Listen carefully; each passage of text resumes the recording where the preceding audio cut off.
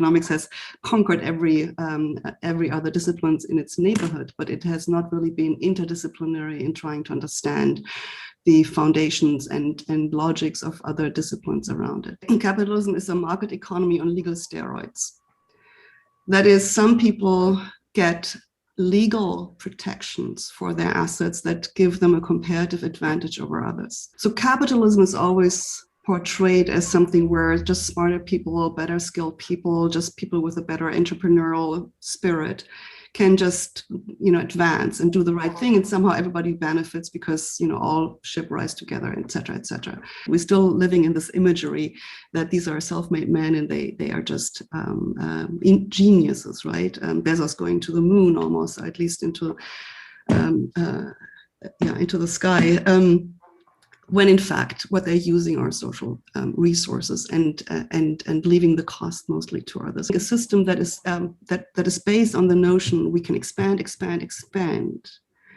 without any boundaries cannot survive in the long term. If we want to avoid bouts of riots and civil war, and we have to think about regimes that share losses and share the increasingly limited resources that we have.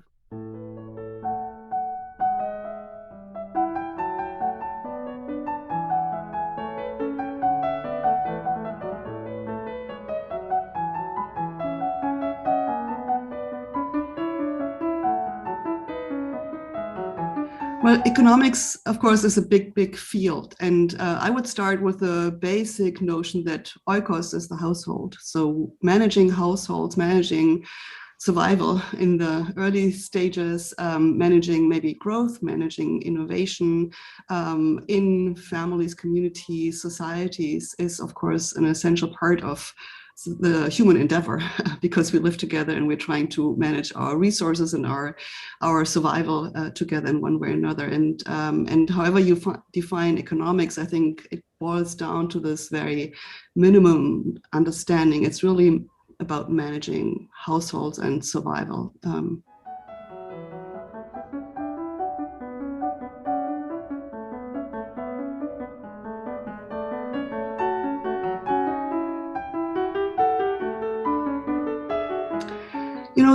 There has been, in my view, a fusion of the two fields, and maybe not for the betterment of the world.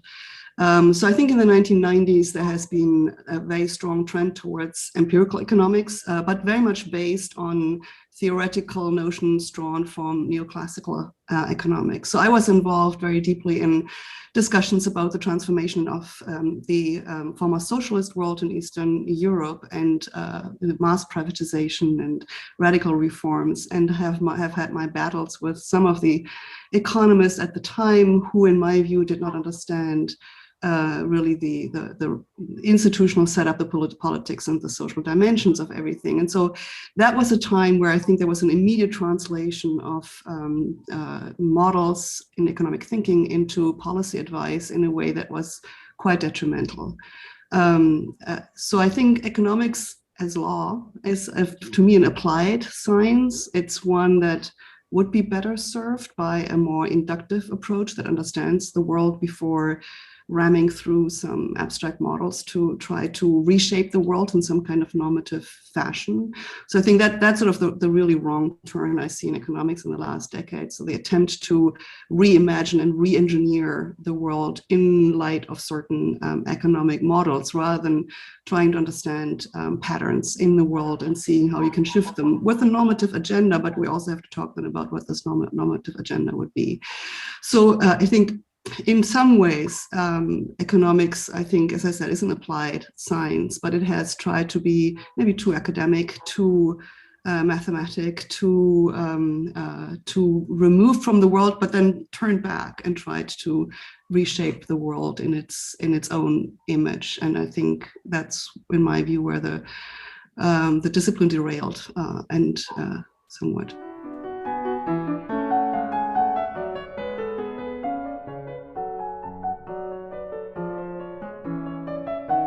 Yeah, I think I answered some of this question already. I think economics as such, the management of households, the management of entire national economies, maybe even the global economy, is an essential part of what we do and who we are in a way. Whether or not it serves the common good really depends on how it is done. And as I suggested earlier, I think the idea to reshape the world in light of certain models, reimagine economics as only being about markets rather than about social organizations, is sort of in tension, I think, with how societies really organize themselves. And if you try to ram through a particular model onto societies without understanding what the interdependencies might be and the repercussions might be for distributive effects, for politics, for minorities, et cetera, I think then it doesn't really serve the common good if we define the common good as serving really everybody in some way. So I think it has the potential to serve the common good. If you go back in history, you have figures like Adam Smith. And he not only wrote about the wealth of nations, but about morality and jurisprudence. So we have of course, have a division of labor in academic disciplines these days. And that also serves us well because we can really focus. But when we do applied economics, when we apply our theories to the real world, we have to make a leap and understand what the complexities of the real world are. And I think we also have to be much more interdisciplinary, not only imperialist, which I think economics has been, so that economics has conquered every other disciplines in its neighborhood, but it has not really been interdisciplinary in trying to understand the foundations and logics of other disciplines around it. So yes, it can. I mean, it's always lawyers always will tell you it depends, right? It depends on the contingencies, and so I'm giving you some of the contingencies that I find important.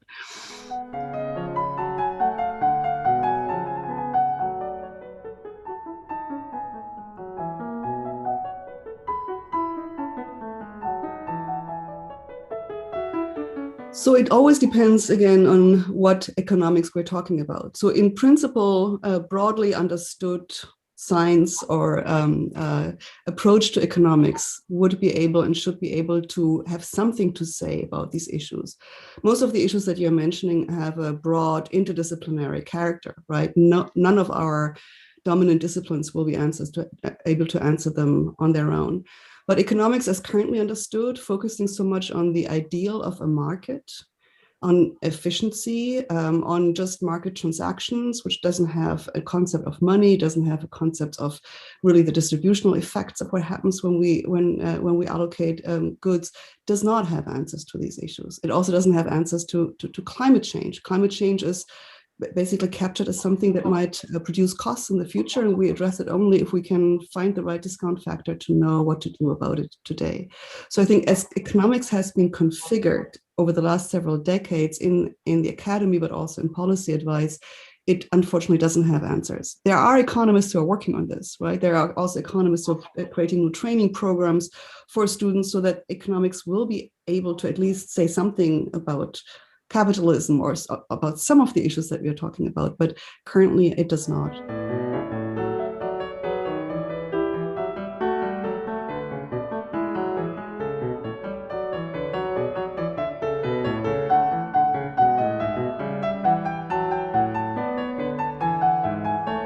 Well, this is a very economics approach to the idea of giving advice.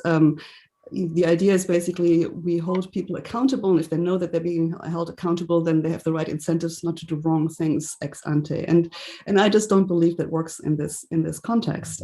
First of all, the economists who give advice and are out there in the field, they won't have the resources to right all the wrongs that have been done if they give wrong advice. There's just no relationship to budging the privatization program in Russia and the personal wealth of any of the economists who have been involved in that, for example. And I think it's also just fundamentally the wrong approach, because I think they were trying to do the right thing. They didn't have the intention to do wrong. They started with very narrow models of the real world, and on the basis of which they give advice, assuming, of course, they're benevolent, which I do for the purpose of the argument.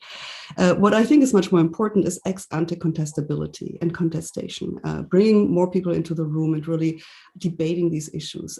Economics has assumed for itself a level of truth and knowledge and imperialism vis-a-vis other disciplines that I think has not served well the quality of the advice economists have been given. And rather than saying we'll now hold you accountable ex post, I would say let's have more debates ex ante, and let's broaden the field of experts who are being brought into the room ex ante.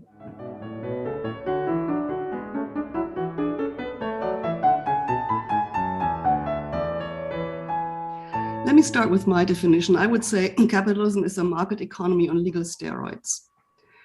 That is, some people get legal protections for their assets that give them a comparative advantage over others. And the important thing is that the law is a social resource.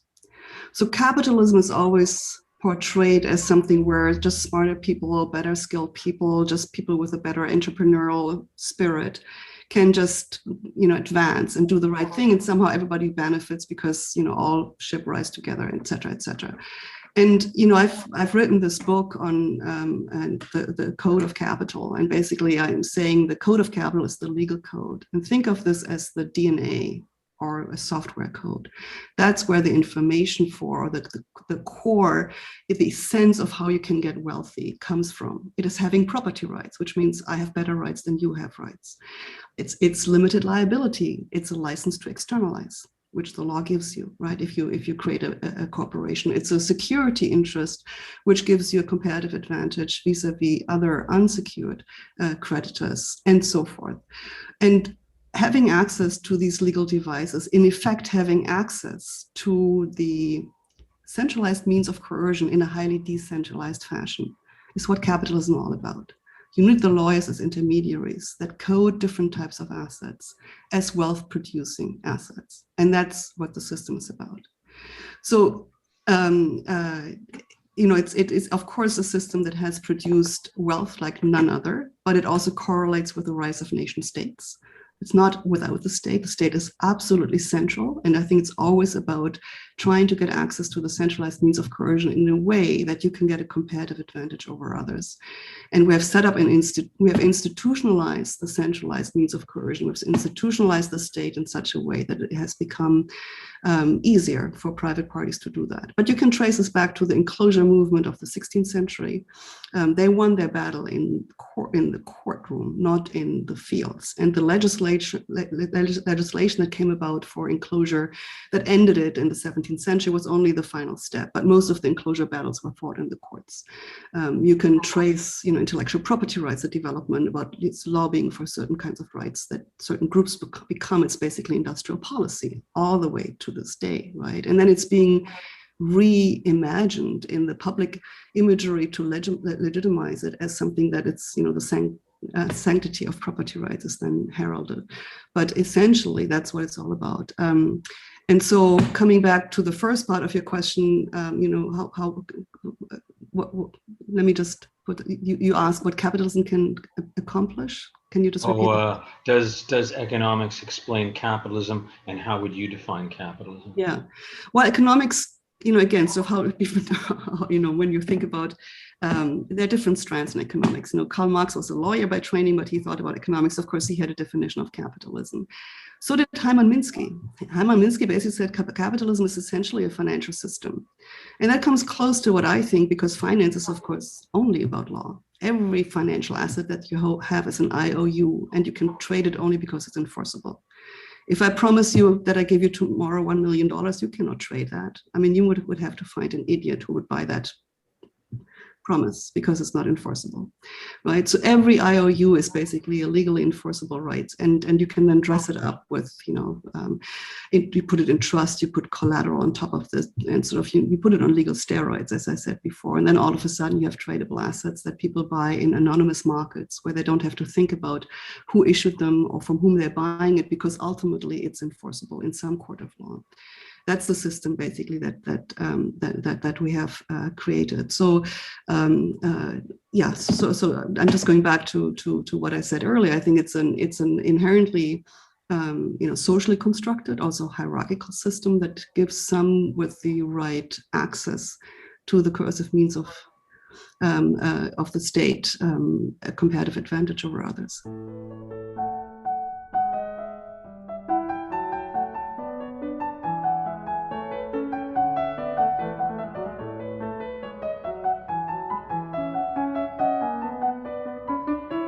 Obviously not. I think that's not even a question. I mean, we are living in a bounded natural system, and capitalism pretends that it's unbounded. Capitalism is always about monetizing future gains. It's always making a bet on the possibility that the future will bring more returns than the present. And you're trying to sell that and monetize it today. That's what the system is about. And it works because we have created the trust in institutions and the trust in the enforceability. And of course, you always have a strong speculative element as well. In a naturally bounded system, there are natural boundaries, and we are reaching them. That's why we have climate change. I'm not saying that only capitalism has produced climate change. The socialist system has contributed as well. Certainly the arms race between the two. I just read this fantastic new book by Jonathan Levy about ages in American capitalism. And he says, the real turning point were the world wars, especially World War II. So the arms race really contributed a lot. But then we have translated this into the civic sphere, right? Because once you let the genie out of the bottle, you can't put it back in. So capitalism, I think, a system that is based on the notion we can expand without any boundaries cannot survive in the long term. It's just impossible. And I think that's the real conundrum that we face, that on the one hand, it's very hard to get out of it.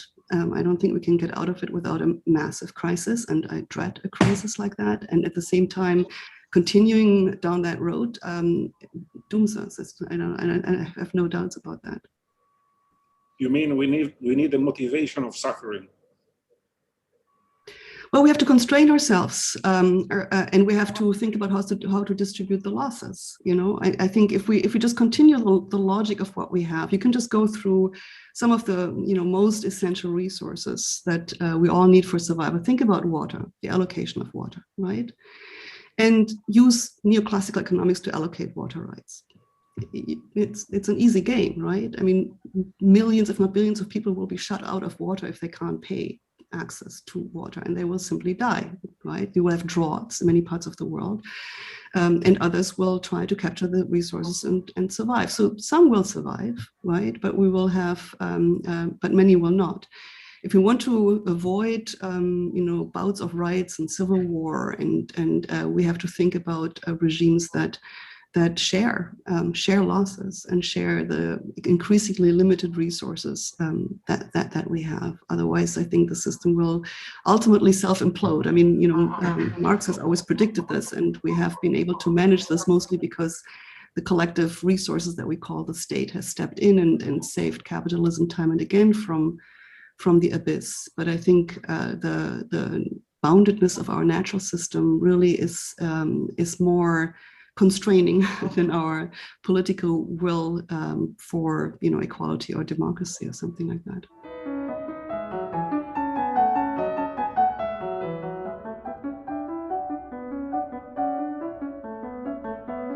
Yeah, I don't think it's the best system to serve humanity, and for reasons I explained, it's a system that privileges those who have better access to the centralized means of coercion and can, code them and use them in certain ways that is not even apparent to others what is really going on, right? We're still living in this imagery that these are self-made men and they are just geniuses, right? Bezos going to the moon almost, or at least into the sky, when in fact what they're using are social resources and leaving the cost mostly to others. I think this is another aspect of capitalism, is that the license to externalize I mentioned earlier. It's shifting the cost to others and reaping the gains for yourself is a core feature thereof. And if a system with these features does not serve humanity, if you say humanity is actually everybody, right, including the poor, the minorities, the disabled, etc., etc. There have been certain, of course, advances that capitalism has helped produce to some extent, although you can dispute even that. I think fundamental research comes mostly from government funding, basic research, right? It's when you can monetize it that capitalist innovation comes in. So even on that front, I think it's not the best system. I hope we could get over this debate. Is it socialism USSR style, or is it capitalism, Manchester style, or maybe current global financial capitalism. There's got to be something in between. I'm still an optimistic person. I'm sometimes sound a little dark and cynical, but I think I do also believe in private initiative and the ability of people to engage in exchange, to produce themselves, to make decisions about their life in the economy and in the social sphere. I do cherish individual choice, but I think we also have to understand that our individual choice has to be exercised in respect for others' individual choice. And that's in tension with shifting the cost and externalizing and getting licenses from the state to externalize. We have to internalize the cost of our own doing much more. And we have to create institutions that enable even large and complex societies to do precisely that. So I think you can imagine that, but it would require a major reconfiguration of the economic system that we have, that reins in the ability of some to use the system for their own gains rather than for some kind of a common good. But I wouldn't call that system capitalism. It would be a very different system in my mind.